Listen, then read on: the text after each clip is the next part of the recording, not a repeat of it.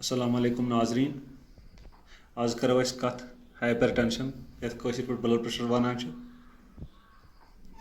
Blood pressure क्या गो अमिक अलामात क्या छ एहतियाती तदाबीर तो बे इलाज। गोडत वनो अस ब्लड प्रेशर क्या गो सोन हार्ट छ पंपिंग आर्गन युस खूनस पंप करान तो पत सानो रगो मज पकान तो रगो मज खून पकान दबाव थवान बनत रगन मज तथ प्रेशर वनान ब्लड प्रेशर वनान। यह दबाव अगर नॉर्मल रोज न कह ज़्यादा गस तथ ब्लड हाई ब्लड प्रेशर या हाइपर टेंशन वनान। तो ये अगर न इलाज यी कर अगर न इलाज कर कहें नमो ये ईजी अम खतरे ब्रेन हेमरेज हार्ट अटैक या किडनी फेलियर गसन। तो ये हाइपर टेंशन दो किस्म आसान गो प्राइमरी हाइपर टेंशन तो ब्याक secondary hypertension. Primary hypertension गो सह हाइपर टेंशन सह ब्लड प्रेशर यथ मज ना वजह आसान पता कहीं जे अमिस कम सु ब्लड प्रेशर ज़्यादा आसान। तो सेकेंडरी हाइपर टेंशन सह हाइपर टेंशन यथ मज वजह पता आसान जे अमिस क्या वजह या तो बकवचन कह तकलीफ आसान तम समिस ब्लड प्रेशर तेज आसान नत अमिस थायराइड प्रॉब्लम कह आसान यम समिस ब्लड प्रेशर तेज आसान नत हेकान यमन दवा आसान कह खेवान कह दवा आसान खेवान यम समिस ब्लड प्रेशर तेज आसान नत ब्या वजह आसान यह रातस खुरक आसान करान यम समिस कुन विज अत मज शह प्रॉपरली हेकान हेत अमिस तम ब्लड प्रेशर तेज आसान तो ये अत सेकेंडरी हाइपर टेंशन वन। तो हाइपर टेंशन पेशेंट यम तमो मज 70% यम हसा प्राइमरी हाइपर टेंशन शिकार आसान। क्या प्राइमरी हाइपर टेंशनस मज पेशेंटस लगभग पता आसान कहें बहुत हाइपर टेंसिव मे ब्लड प्रेशर वारिया तेज। अम पे करो कथ अलामात अस कथ कन तर फिक्र जी मे हसा ब्लड प्रेशर तेज बहुत हाइपर टेंसिव पेशेंट। गोडनथ करो यह कथ अत ब्लड प्रेशर या हाइपर टेंसिव अत साइलेंट किलर वनान इस इंसानस खामोशी सान मार सह सारे खुद बोड़ वजह अत यथ कन तम कह अलामात यमो सको वन अमिस ब्लड प्रेशर ज़्यादा आसान। तो लगभग वुचन आमुत अत मज कल दौद रोजान नस्त किनी खून ये सीनस पे गई दम बनित शाह हनस खसनस मज गई प्रॉब्लम ये तुम यम चीज़ बासनो तम सत पज तुम जरूरी पन ब्लड प्रेशर चेक करना। तो बाकी तिथ कन कह तुथ अलामात यथ मज वनो हे अमिस हसा ब्लड प्रेशर तो अमिस तिथ कन दलील गसान अमिस तिथ कन दलील गसान अमिस तिथ कन गसान तिथ कन जरूरी कह अमिस हेकन अलामात बे ब्लड प्रेशर मोस्टली 50 वरी एज 50 वरी एज हर गसान। तो 50 वरी हर पज पन ब्लड प्रेशर चेक करना रूटीन बेसन पे ताकि हेको वुचित अस मा हाइपर टेंसिव। तो वजूहत क्या hyper tension blood pressure खसन Amik क्या वजह गसान जे हाइपर टेंसिव ब्लड प्रेशर ज़्यादा रोजान। गोडनिक वजह ब्लड प्रेशर ज़्यादा रोजन को नून अगर गजा ज़्यादा खेमो अम ब्लड प्रेशर वारिया हाई हेकान रोजित। नंबर 2 हेकान ओब्यूज अगर वारिया फैटी ज़्यादा इन मज आमुत वुचन ब्लड प्रेशर आसान तेज। डायबिटिक अगर शुगर पेशेंट इन मज ब्लड प्रेशर तेज आसान। अगर किडनी बकवचन खुदा दिन तकलीफ बकवचन तम ब्लड प्रेशर तेज अगर इंसान आलस खेवान चवान असल पे मगर एक्सरसाइज करान कहें फिजिकल एक्सरसाइज खाली बेहान अमिस मज ब्लड प्रेशर या स्ट्रेस हे जबरदस्त दिमागस पे कम पोर वोर क्या तो इन मज ब्लड प्रेशर तेज अल्कोहल कंजप्शन यम करान शराबुक इस्तेमाल ज़्यादा करान तिमन मज ब्लड प्रेशर ज़्यादा हेकान सिगरेट यम करान या तमोक चवान तिमन मज ब्लड प्रेशर वारिया ज़्यादा तेज आमुत वुचन। बे तिम जान यमन मज यम कोश दौरनुक दवा खेवान कंट्रासेप्टिव्स तिमन मज वुचन आमुत ब्लड प्रेशर ज़्यादा। तो अमि पत्त करो अस कत वह ब्लड प्रेशर अस कत कन हेको वुचित अस छा ब्लड प्रेशर किन कहीं अमि खुद हॉस्पिटल गसुन या डॉक्टर सबस निश गसुन तत नर्स आसान या मेडिको तिमन निश ब्लड प्रेशर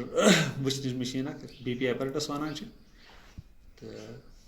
अति ब्लड प्रेशर वुचनावन नॉर्मल लेवल ब्लड प्रेशर यह गि 120 सिस्टोलिक आसन 80 गि आसन डायस्टोलिक यह नॉर्मल mmHg तो दोयम अत मज दोयम इंसानस 80 या 90 गि आसन डायस्टोलिक तो सिस्टोलिक गि आसन 120 to 40 यम सात तथ प्री हाइपरटेंशन गो अमिस बॉर्डर लाइन यमिस बोन 90 हेर आस 140 गो अमिस बड़ थवन ख्याल ये बड़ एहतियात कर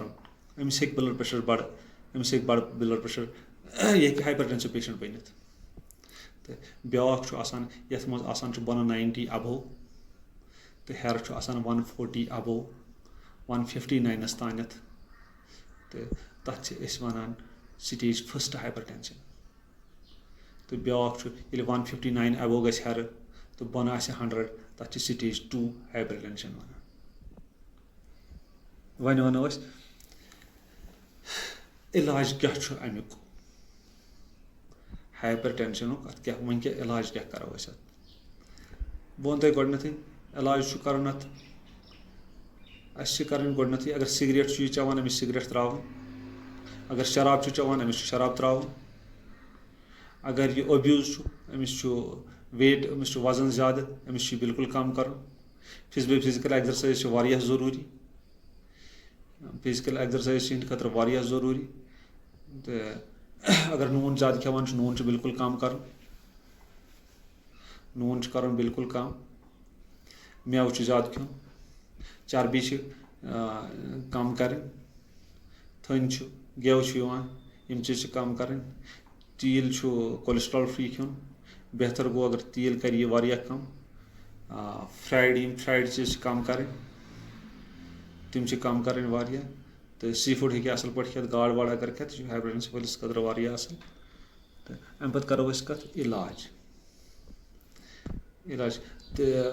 बे वनो हाइपरटेंशन वलिस खतर वनो खास कत स्रान अगर यम करान ठंड आब मोस्टली कर ये अवॉइड इन पे सकुशन आब गई यम स्रान करान वंदस मज तज पन गर्मी थवन सर्दी जान हाइपरटेंसिव पेशेंट्स खतर कहें अमि पत्त वनो इलाज देसी घरेलू इलाज क्या हाइपरटेंशनस अगर निमो प्राइमरी हाइपरटेंशन तो गोडनिच स्टेज 1 मज श्योरली अगर ये सोन इलाज इलाज वनो अत पे यह अमल कर एहतियात बरत तो यह रोज बिल्कुल ठीक अमिस रोज ब्लड प्रेशर बिल्कुल थामे रोहन ब्लड प्रेशर वलिस खतर वारिया ज़्यादा इलाज ये गार्लिक वनान या लहसुन वनान अगर अकिस हाइपरटेंशन पेशेंटस अमिस ब्लड प्रेशर चेक करो पत् दिमो अमिस 4 दानहन रुहन गर्म आब ओड घंटे प्यारो अड़ घंटे पत् करो अमिस चेक कम से कम अमिस 10 यूनिट ब्लड प्रेशर कम गोमुत तो रोहन करें पन्नस खेनस चेनस मज वारिया ज़्यादा इस्तेमाल ब्याक मसाल अजवैन वनान या जावेन वन कशर पे यह मसाल के तौर पन्न सब्जियन मज वारिया ज़्यादा इलाज कर इस्तेमाल कर अमि सत रोज ब्लड प्रेशर वारिया हदस तान थामे माश सुबह सुबह चमचे गर्म आब गिलास मज त्रावन तम पे चुन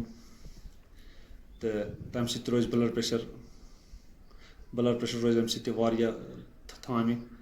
वारिया हदस तान गि हाइपरटेंशन अमि सत कंट्रोल दालचीन कलमहन दोहस चापन ज़्यादा चुन चापन कहें कलमहना तो ये अमि खतर ब्लड प्रेशर खतर आमुत वुचन वारिया अमि सत वारिया कंट्रोल गसान त्रेश पे ब्लड प्रेशर त्रेश वारिया ज़्यादा चीन दोहस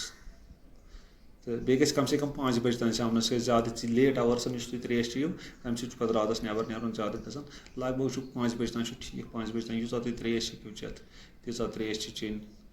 तो त्रेश ब्लड प्रेशर वलिस खतर वारिया ठीक बे कम से कम रूटीनली ब्लड प्रेशर चेक करनाउन